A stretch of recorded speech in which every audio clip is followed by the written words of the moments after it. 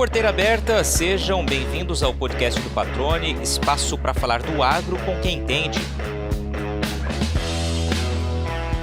No programa de hoje, o foco é tecnologia e sustentabilidade. Qual o papel das novas ferramentas na consolidação de uma agropecuária cada vez mais alinhada com as exigências ambientais e sociais, sem deixar de lado a viabilidade econômica de quem produz?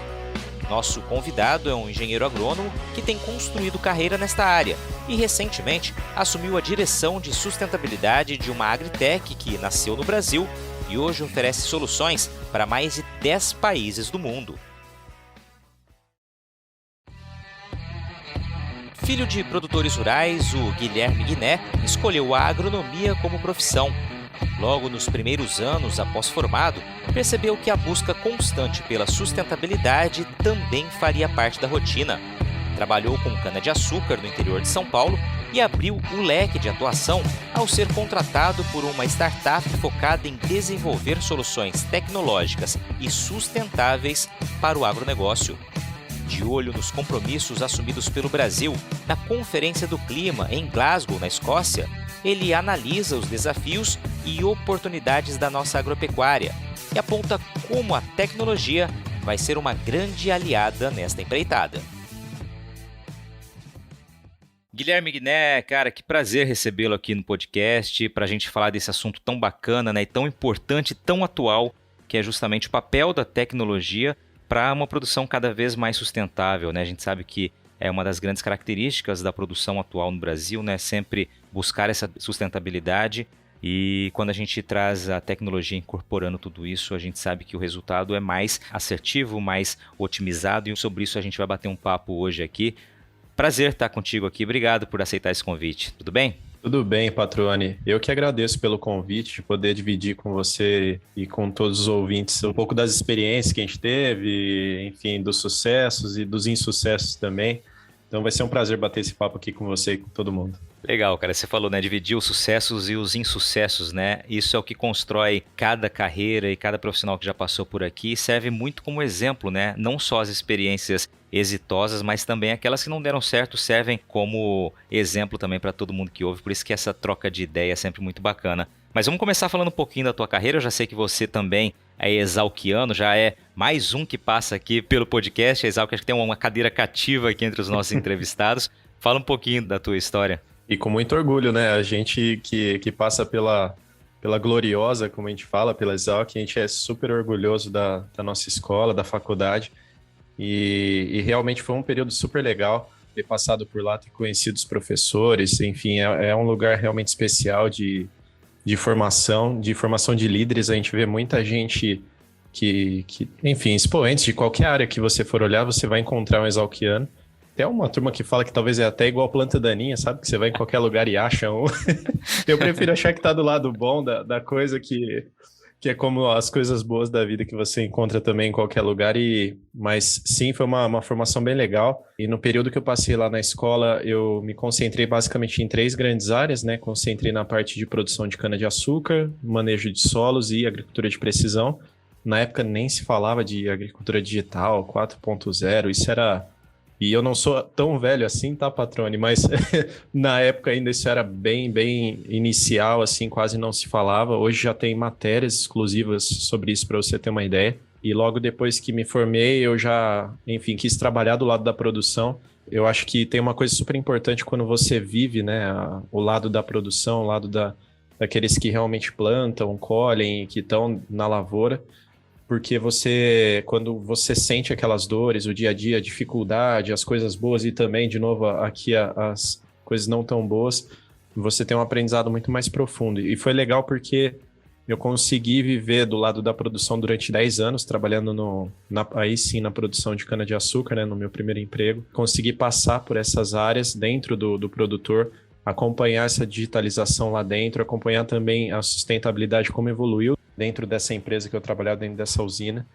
E é super legal porque agora as coisas começam a convergir, né? Então, depois acho que a gente vai falar um pouquinho mais para frente também sobre isso, mas assim, de ver como aquele conhecimento lá da faculdade, que ainda era muito incipiente, depois nesse primeiro emprego também fazendo algumas coisas que estavam começando, hoje são discutidas, a gente está lá vendo também a COP, né? E ver que esses temas estão super relevantes agora, mas que eles já eram discutidos lá pelo produtor há 8 anos, 10 anos atrás. Então, de ver o quanto isso evoluiu, o quanto vai ser positivo para a gente também poder discutir esses temas mais abertamente, ter mais gente para nos apoiar. Legal, cara. Agora, como todo exalquiano, né, quem passou pela Gloriosa, como você disse, você certamente tinha uma alcunha, tinha um jeito como os colegas o chamavam. Todo mundo que passa por aqui também revela. Então eu não vou deixar de perguntar para você também. Claro. Revele, então, como você era conhecido. Claro, e acho que é super legal falar disso, porque a gente se orgulha muito dessa tradição. Para os doutores, eu sou o bicho Melanina, F12, e para os bichos meus, né, os formados depois de mim, eu sou o doutor Melanina, e é um prazer falar de novo aí com mais exalquianos e fortalecer a turma nossa. Muito bom. Legal, cara, legal. Maravilha. Agora, eu queria te perguntar, Gui, né, o que te levou a buscar o caminho da agronomia, né, a escolha pela faculdade, né, por esse curso tão importante e tão amplo, né, a gente já trouxe aqui algumas vezes um ponto de vista que mostra que a agronomia, né, a gente vê agrônomos atuando em várias áreas relacionadas ao agronegócio, realmente é uma profissão que abre inúmeras possibilidades e você escolheu a agronomia, você é filho de produtores rurais, mas conversava comigo nos bastidores aqui que não tinha aquela ligação próxima de fato com o campo, né? Explica um pouquinho dessa tua trajetória pregressa antes da universidade e o porquê te levou a fazer agronomia. Apesar de ter agricultura na minha família, Patrônio, eu não tenho nenhum agrônomo na família, eu sou o primeiro da minha geração aí a ter o título realmente de agrônomo tal, e de ir para a formação, para a parte técnica, né? Então, apesar de estar muito próximo, sou do interior de São Paulo, minha família, então tinha um contato muito grande com a produção agrícola tal, mas não tinha o conhecimento técnico para isso, e também, como o primeiro da família, estava desbravando ali um universo novo. Mas o que eu acho que é legal é que com 18 anos a gente sabe muito pouco, né? Se com 30, com 40 a gente também não sabe, com 18 com certeza muito menos. Então eu entrei muito numa linha de que eram áreas que eu gostava muito da parte biológica, da parte da engenharia mesmo, então a matemática tal, nessa linha, e via que tinha realmente um universo muito grande lá dentro. E aí dentro da faculdade é muito interessante porque você pode ir direcionando, como eu disse lá no começo, né? Você pode ir direcionando a tua formação e falar, olha, eu gosto um pouco mais disso. Então, tem agrônomos que trabalham desde da floricultura, né, da horticultura, e tem agrônomos que podem trabalhar com a economia, enfim, trabalhar em traders. Então, dentro da faculdade você tem a possibilidade de ir abrindo esse leque. E acho que foi um pouco disso que me atraiu, de ter áreas de grande conhecimento que estavam ligadas, assim, ao que eu gostava de fazer, ao meu dia a dia ali ainda na época de escola, mas de olhar também um pouco para o futuro profissional e falar, poxa, eu vou ter uma possibilidade de escolher dentro do meu curso, dentro da minha graduação, aquilo que realmente é minha paixão. E é interessante, né? Porque se eu falei um pouco do início, né, trabalhando na produção, mas hoje eu trabalho numa empresa de tecnologia, então é um agrônomo que teve, né, o pé ali no produtor, mas hoje fala de tecnologia e sustentabilidade, então talvez não é tão trivial, talvez seria mais simples pensar, né, num gestor ambiental, alguma coisa nessa linha falando sobre esse tema, mas eu me orgulho muito de ser agrônomo e de ter também esse background da parte de produção. Ajuda demais na discussão, sabe, Patrone? Ajuda a gente a tangibilizar realmente o que é o mundo real lá fora e as dificuldades que o produtor passa todo dia. Não é uma brincadeira, né? Muito bom, bom ponto de vista, também concordo. Eu acho que as experiências das pessoas que já passaram por aqui, que também são agrônomos, caminham, né, nessa mesma toada, né, que você de fato tem uma visão muito ampla, né, e consegue colocar em prática ou enxergar possibilidades aí, realmente uma profissão muito, muito emblemática, né, com um papel de peso de fato. E aí você falou que depois de formado você passou ali 10 anos trabalhando mais envolvido com cana-de-açúcar e que isso faria um link com a sua profissão atual, né? Hoje, traduzindo aqui para o nosso jeito português de falar, né? Você é diretor de sustentabilidade da Solinftec, né? Eu queria que você falasse inicialmente qual o trabalho da Solinftec, né? Como vocês atuam para quem ainda eventualmente não a conheça, e aí a gente faz esse link, né, do que a tua experiência lá nesses 10 anos ali acabou contribuindo para o teu papel hoje na empresa. Tá, vamos falar um pouquinho da Solinftec, então. A Solinftec começou como uma startup que trabalha com a parte de agricultura, então é uma startup voltada exclusivamente para o agro, uma agtech. Ela começou os trabalhos em 2007, começou na cana-de-açúcar, eu fui um dos primeiros clientes, inclusive, da Solinftec em 2008 ou 2009, se não me engano. E foi legal porque a Solinftec começou muito numa linha de redução de custo, então automação dos processos agrícolas a campo mesmo. numa época que ninguém falava de digitalização de agro, né? Ninguém falava de agricultura 4.0. E ela foi aos poucos vencendo essas barreiras que a gente conhece hoje, né? Todo mundo sabe que hoje a conectividade no campo é um problema. Mas talvez se eu falasse isso em 2008, não seria tanto um problema assim. Era algo que, beleza, estava ali, não tinha conexão com o celular e tal, mas não impactava no dia a dia. Se a gente pensar nos últimos 2 anos, infelizmente, com pandemia ainda, só é possível ter a gestão de uma fazenda de forma remota porque lá atrás esse processo foi iniciado e a Soliptec foi uma das primeiras. Então hoje ela é talvez uma das maiores do mundo de agtech, que tem presença no produtor de fato real. Já até costuma brincar, fala, se você for talvez ali na Faria Lima, você vai encontrar, sei lá, umas 3.000 startups. Se você for para Cuiabá, você vai encontrar umas 300. E se você descer em Querência, no produtor, você vai encontrar umas 3. Então, é super difícil realmente estar a campo e a Soliptec venceu muito bem esse desafio. Hoje a gente pode se orgulhar de dizer que o Brasil exporta tecnologia. A gente foi para os Estados Unidos e aplicou o mesmo modelo lá e tem sido super aderente. Fomos para os países da América Latina também, Colômbia, Nicarágua, e as dores são muito parecidas. Então, o Brasil ele tem esse potencial de realmente, além das commodities, exportar expertise, exportar tecnologia. E acho que a Soliptec a gente já até foi dito que pode ser o próximo unicórnio aí, e talvez o primeiro da agricultura. A gente fica super contente em ter essa ambição e é algo que a gente persegue realmente porque as tecnologias da Soliptec estão ajudando o produtor a reduzir o custo, fazer uma agricultura com um potencial de sustentabilidade muito maior. Então, assim, a gente tem a faca e o queijo na mão. Agora vai, obviamente, da nossa capacidade e também do produtor de ter a resiliência e passar por esses momentos, porque tem um futuro brilhante para frente, sabe?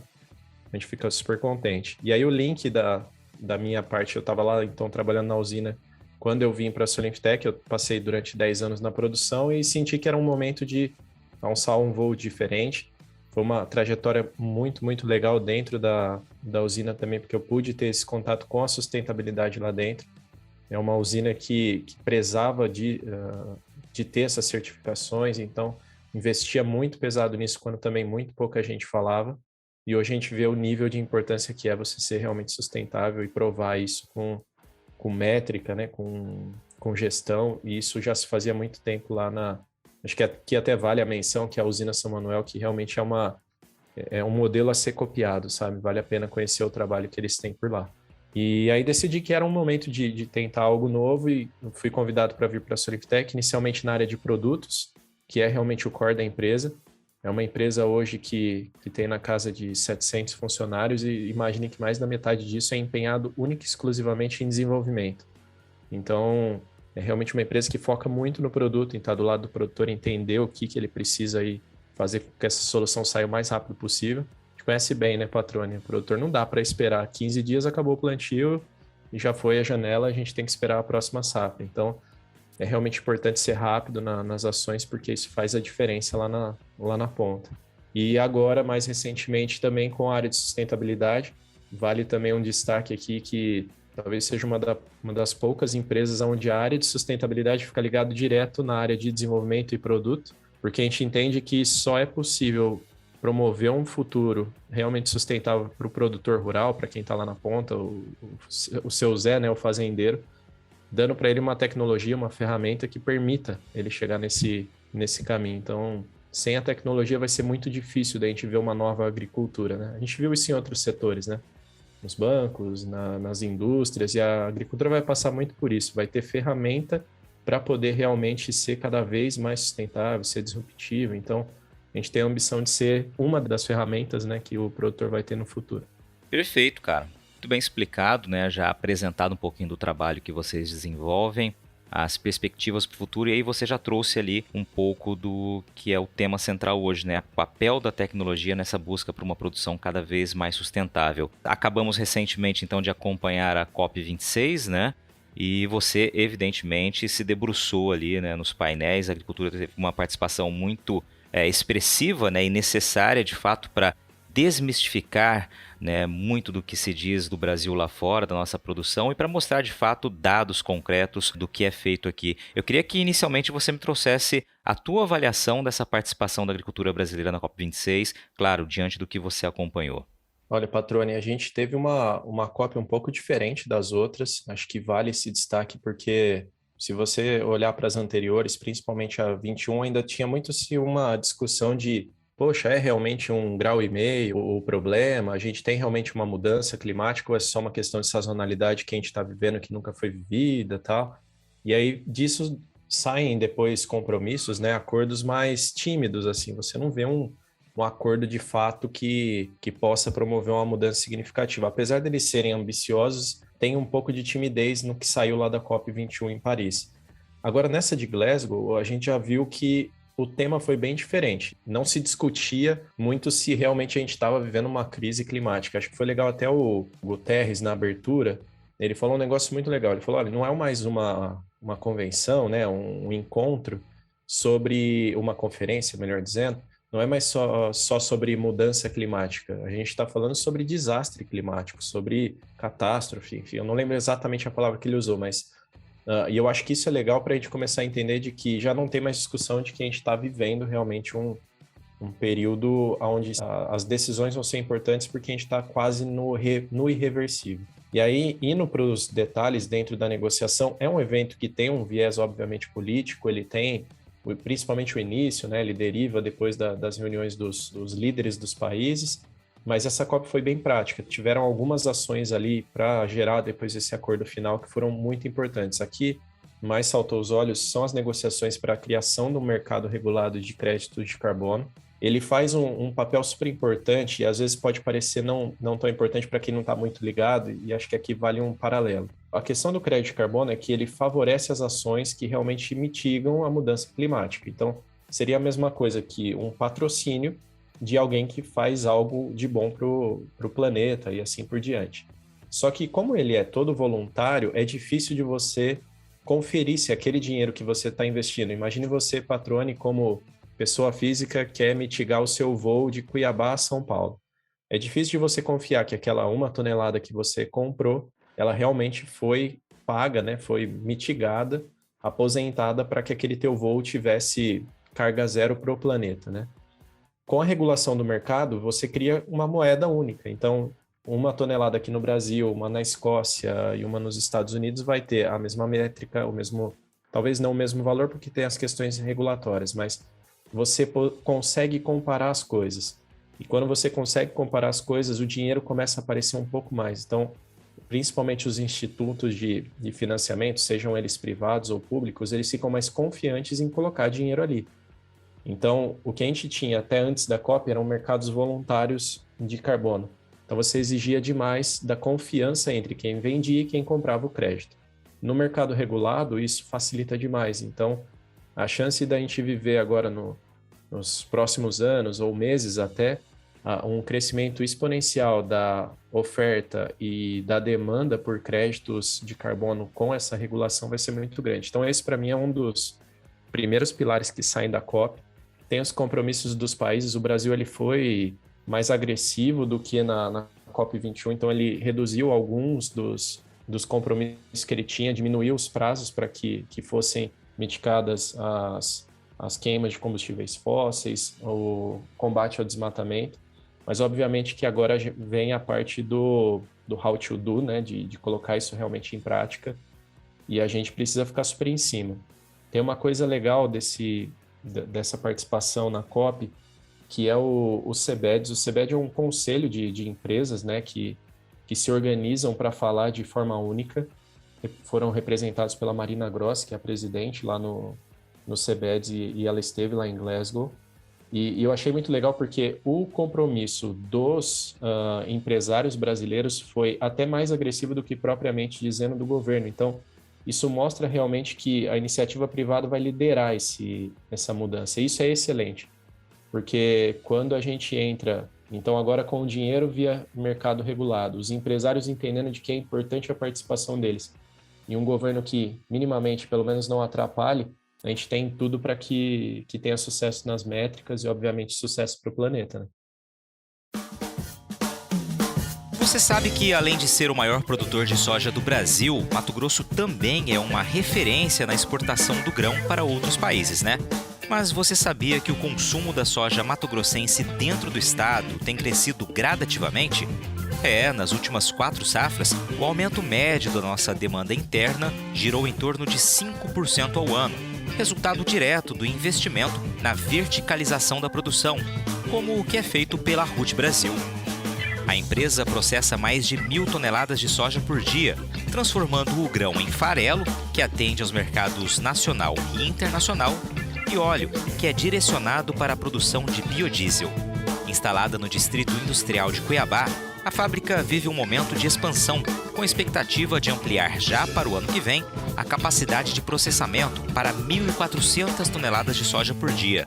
Fundada em 2016 por empresários com mais de 30 anos de experiência no agronegócio, a RUT Brasil prioriza a qualidade dos produtos e serviços prestados, seguindo rigorosos programas de boas práticas de fabricação, com o orgulho de ser uma empresa que acredita em Mato Grosso. Para conhecer mais, acesse www.rutbr.com.br.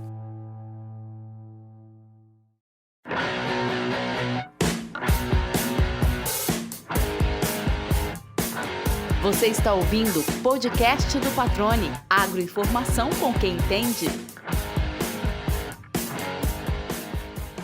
Muito bem, cara. Muito bom esses destaques, né? Acho que você trouxe 3 pontos aí essenciais.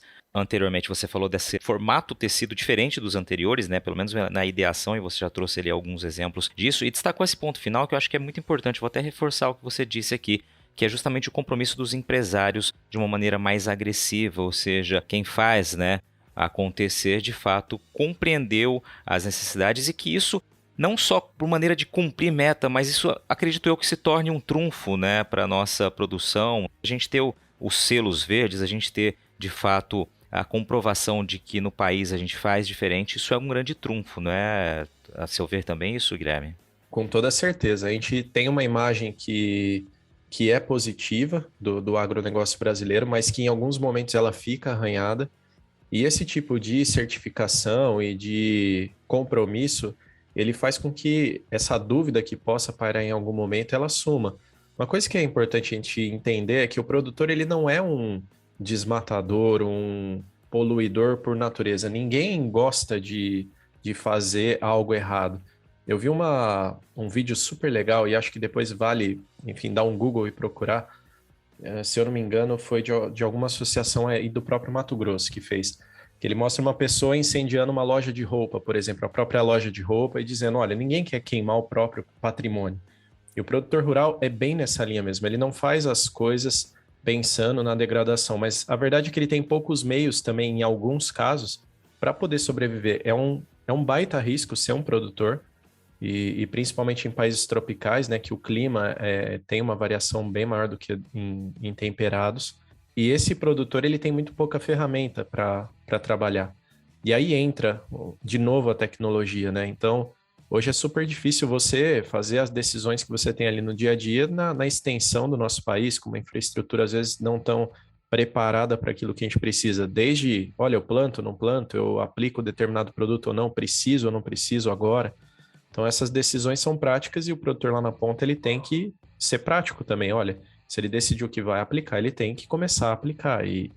Então, assim, a gente vê a tecnologia como uma ferramenta realmente que olhe para o produtor, que ajude ele a olhar para o campo dele e quando ele tomar a decisão, ele fala, olha, não tinha nada melhor do que isso para fazer aqui nessa lavoura. Como é a nossa casa, né? A gente tem diversos exemplos que você sabe porque você olha a sua casa e sabe tudo o que está acontecendo ali e tal. E quantos monitoramentos a gente tem para isso? Imagina lá um produtor com uma extensão de terra gigantesca, ter que acompanhar isso 24 horas por dia, aquele crescimento, é super complexo. Então, realmente vai ser um desafio para o Brasil mostrar para o mundo, mostrar a sustentabilidade que já existe e aquilo que está sendo feito a mais. Quando a gente brinca, quando chega o dinheiro, as coisas começam a acelerar, principalmente. Não que elas não estivessem acontecendo, mas a aceleração fica muito maior porque você tem um incentivo para quem faz direito, né? Então, para aqueles que faziam errado, agora eles vão perder dinheiro com isso. Isso é importante. Não só vai ganhar quem faz certo, mas quem faz errado vai perder dinheiro. Isso é importante. Porque em algum momento esse cara está fora do mercado. Então, você força uma pressão positiva, né? Para que as pessoas, que eles sejam resilientes, né? Que nunca parem de fazer a coisa certa. Então, ter ali o founding para isso é super importante. Legal, só para dar nome aqui, o vídeo que você se referiu é uma campanha da AproSoja aqui de Mato Grosso, né? Um vídeo de fato que chamou muita atenção, né? Porque mostrou e disse em poucas palavras o que o produtor tenta várias e várias e várias vezes, né, comprovar, né, mostrar que de fato ninguém vai tacar fogo no próprio negócio, né? Então foi uma maneira muito emblemática e muito assertiva, né, pela ProSoja, uma escolha muito interessante para mostrar nessa campanha que foi lançada ali durante a época mais de seca aqui em Mato Grosso e você aqui mencionou. Só para fazer mais um ponto aqui, Guilherme, eu queria a tua avaliação. Você falou sobre as negociações terem avançado para o mercado regulado de crédito de carbono, né? E uma das, não diria críticas, mas uma das expectativas, né, uma das cobranças dos produtores é justamente por ver avançar aquela expectativa de que haja uma compensação financeira, né, pelos ativos ambientais, né, pelas áreas que são de fato preservadas, né? E, a seu ver, isso avançou de alguma forma na COP26? Patrone, avançou sim. Não foi, talvez, da forma como a gente gostaria, que é realmente sair com um acordo, com um deal formalizado dali, mas acho que a direção que ele apontou foi muito boa, de que, olha, você vai ter realmente em algum ponto que fazer concessões, e aí para o Brasil era um tema de toque, porque, para tentar dar um pouco de cor nisso, tinham créditos que foram gerados desde aquela época do protocolo de Kyoto, então que são créditos bem antigos tal, e que nunca foram vendidos. Então alguém, enfim, aplicou um dinheiro lá atrás para gerar e agora ele não poderia vender porque não estaria regulado nesse mercado. E o Brasil foi um dos que mais gerou naquela época.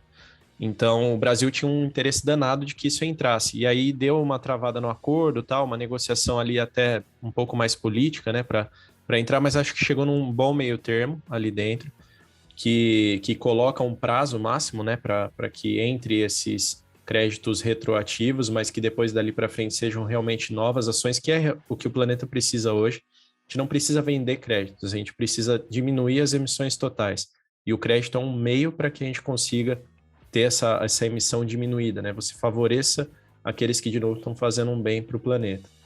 Mas o que eu acho que é mais legal é porque isso pavimenta um caminho para que o produtor consiga monetizar. Então, ele entenda, se ele tiver uma prática que reduza, por exemplo, 1 tonelada de carbono equivalente por hectare, que ele possa receber uma receita extra. Então, imagina o seguinte, um produtor foi lá e plantou 1 hectare de soja. Ele vai colher as sacas que ele produziu dentro daquela lavoura, com os custos, e vai colher também algumas toneladas de créditos de carbono verificados, que podem ser vendidos. Então, ele vai ter uma nova receita dentro da mesma área. Isso vai favorecer com que ele faça práticas diferentes do que ele faz hoje. Então, talvez ele fale, poxa, eu não aplico, sei lá, determinado insumo aqui que tem uma pegada de carbono um pouco menor, porque talvez ele seja muito mais caro do que o outro. Poxa, mas se você vai ter uma receita lá na ponta que justifique isso, por que não? Que traga uma produtividade maior, que traga uma sustentabilidade maior, então agora ele vai poder fazer esse tipo de conta também. Mas acho que é importante, patrônio, eu vou pegar esse gancho para falar de uma outra coisa que até nos bastidores a gente acabou comentando. Eu dei um exemplo muito simples, que é o exemplo da nossa casa, né? Então cada um de nós que vive no planeta emite de alguma forma carbono no seu dia a dia.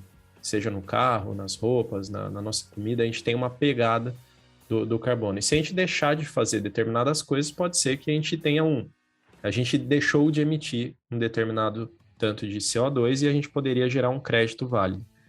Mas é muito desleal essa comparação, porque imagina que você chegue e diga, olha, tá bom, agora eu não vou mais andar de carro e vou gerar os créditos de carbono e vou receber um dinheiro por isso. Tudo bem, mas a gente não anda de carro porque a gente gosta, a gente anda porque a gente precisa, porque em algum momento a gente tem que ir de um lado para o outro, tem as coisas para fazer, então, em alguma medida, a gente precisa disso, é uma necessidade. O produtor é a mesma coisa.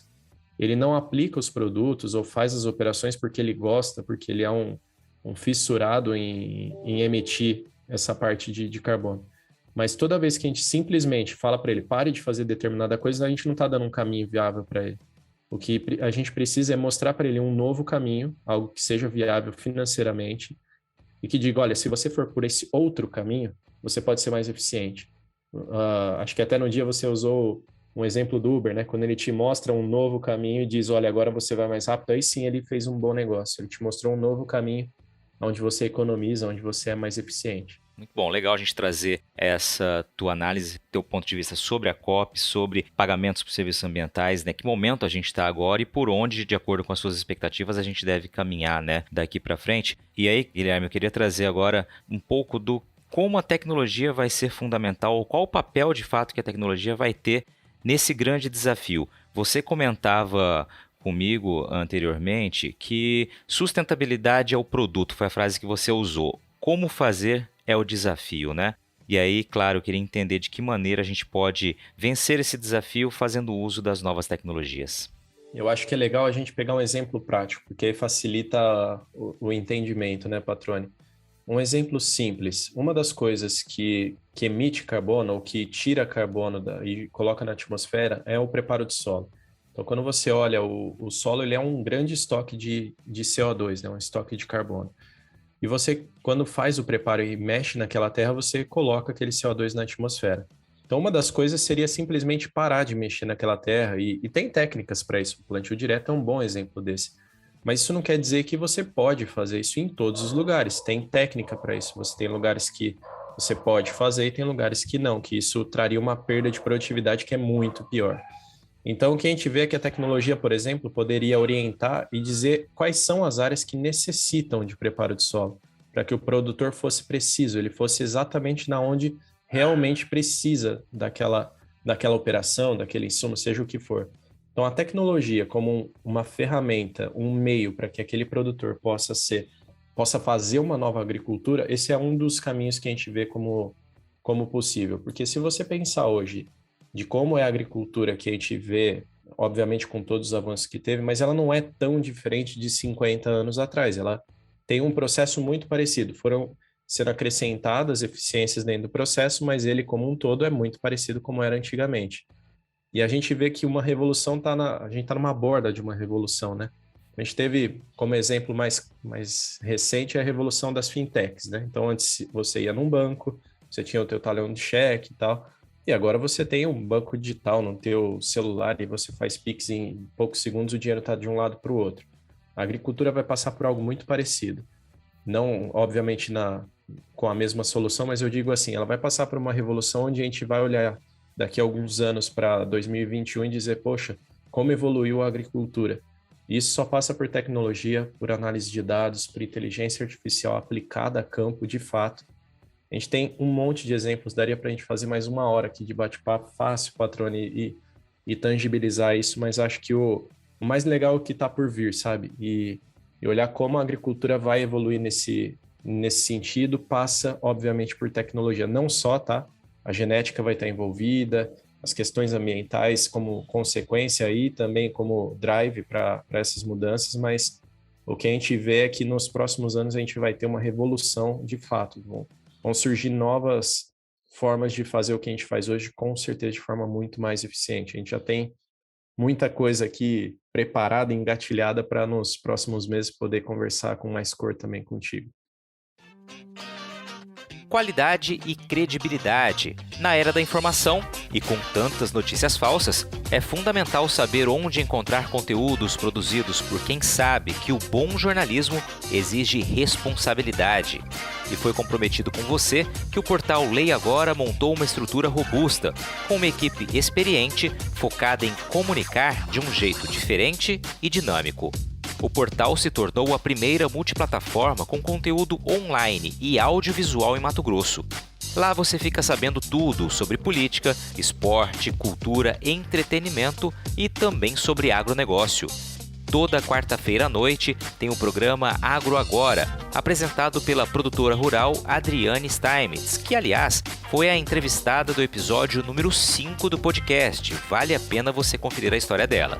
No Agro Agora, a Adriane fala de temas importantes do setor, com o conhecimento de quem também está do lado de dentro da porteira.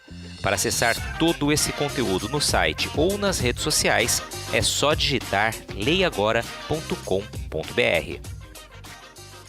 Legal, cara. E agora, pela tua experiência, pelo que você acompanha com os produtores, né? Qual o ritmo da absorção dessas tecnologias, no teu ponto de vista? A gente percebe, pelo menos eu falando pelas experiências dos produtores que eu conheço, que há uma corrida muito grande para, de fato, incorporar a tecnologia no campo, né? Visto que você busca otimizar resultados, né? Otimizar processos, né? E quando a gente olha para o caminho da sustentabilidade, isso está tudo intrínseco também, né? E como você avalia essa absorção de tecnologia?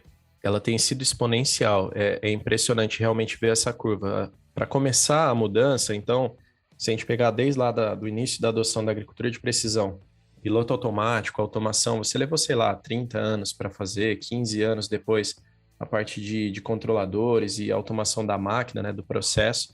E quando a gente olha agora a agricultura digital, conectividade e toda essa parte, essa adoção aconteceu em 3, 4 anos. Há quanto tempo a gente fala de agricultura 4.0? E se você conversar com meia dúzia de produtores, você vai encontrar, numa boa parte deles, algo no dia a dia dele que já foi 100% digitalizado.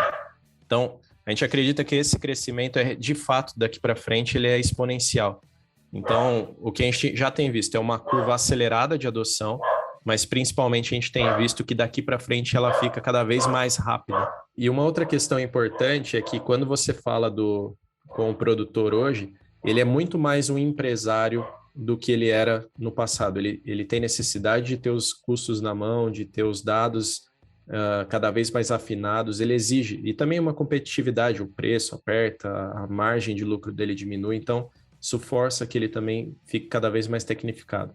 Mas a adoção para ele já passou talvez igual a COP, né? Passou do ponto da discussão se é importante. Ele está agora numa discussão de entender qual é o melhor para ele, para a realidade dele, quais são as tecnologias que são só conversa, né? Que estão lá de novo na Faria Lima e aquelas que realmente estão ali do lado dele, que estão ajudando no dia a dia. Então, acho que a gente está vivendo esse processo.